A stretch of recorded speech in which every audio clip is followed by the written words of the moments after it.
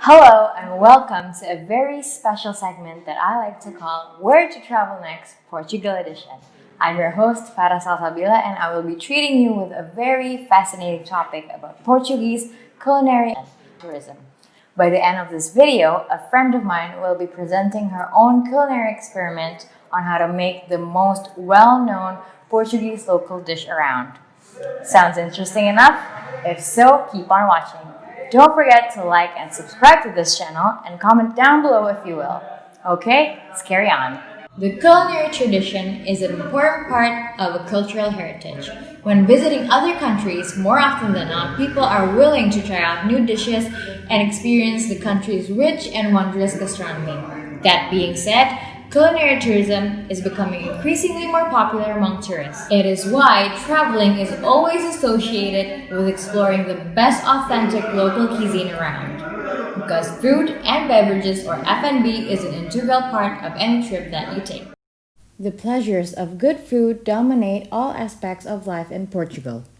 Each of the regions in Portugal has their own delicacies that became today's very popular cuisines. In Vinho Verde, one of their typical dish is arroz de lampreia. Then in Trás-os-Montes, their most popular is aleiras and folhar de carne.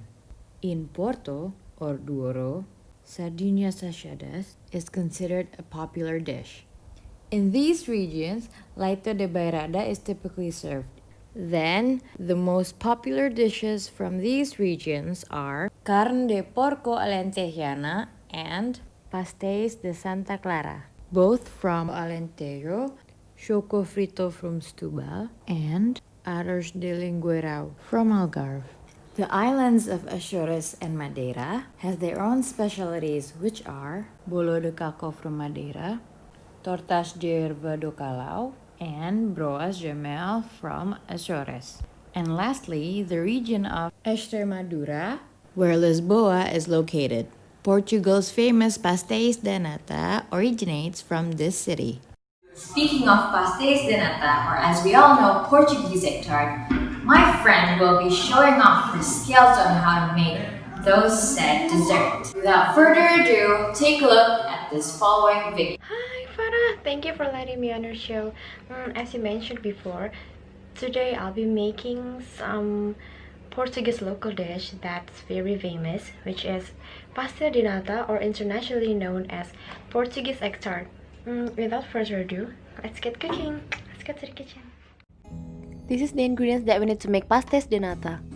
First, we need puff pastries, 2 egg yolks, 60 grams of sugar, 1 teaspoon of vanilla bean paste, 250 ml of milk, 50 ml of condensed milk, and 1 tablespoon of cornstarch. Put the egg, the sugar, and then the cornstarch. Mix it up well before we put the other ingredients. Put the milk, the condensed milk,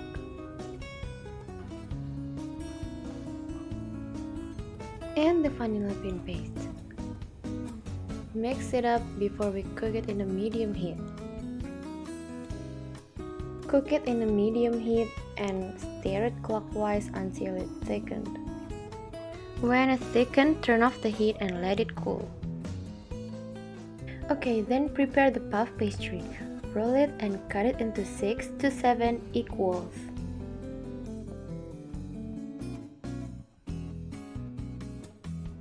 Before we put the puff pastry into the cupcake pan, grease it with some butter.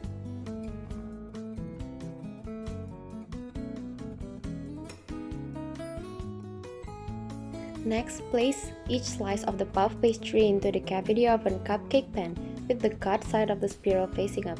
Use your fingers to press the center of the spiral into the bottom of the pan and continue pressing to evenly flatten the dough against the bottom and sides of the cavity. Pour 1 to 2 tablespoons of the filling that we made before into each pastry shells.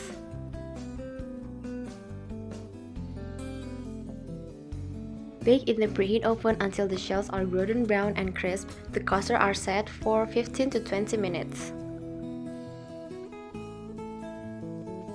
When it's done, let it cool the pans for 5 to 10 minutes.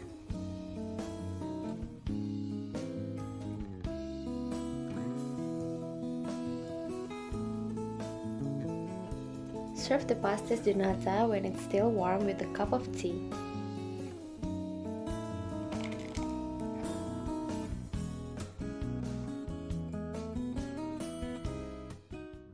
Well, that was mouth-watering, wasn't it? Unfortunately, we've reached the end of this segment. I hope you enjoyed this video and thank you for watching.